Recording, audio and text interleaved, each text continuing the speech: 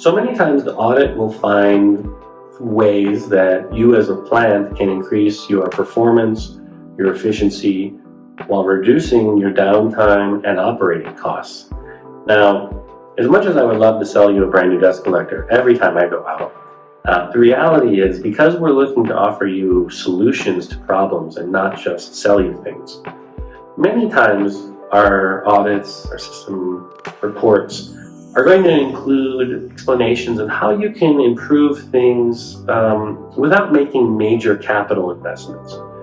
For example, many times our reports include a suggestion to improve how things are cataloged at your facility, what kind of filters you have, the sizes, the configurations, how you store them.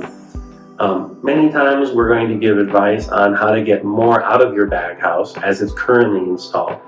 So, for example, by switching from a timer-based cleaning system to a clean-on-demand, clean-on-differential pressure setting, you're going to extend the life of your filters, you're going to reduce your compressed air usage, and you're also going to have lower consistent differential pressure and therefore consistent airflow through your process or at your pickup points, however your system is. And that's going to result in much better performance overall. What's the cost of that recommendation? A few $100s for that controller. Now, we could offer you a brand new dust collector, change everything out. It might be 100,000, 200, sky's the limit, right? But many times we can just improve what we've already got.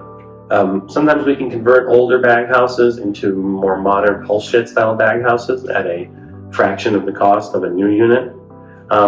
Many times too, things like fixing our ductwork and things like that can be done where we might offer two options. We might say, well, for the absolute best, we're going to say brand new system, new ductwork, new design.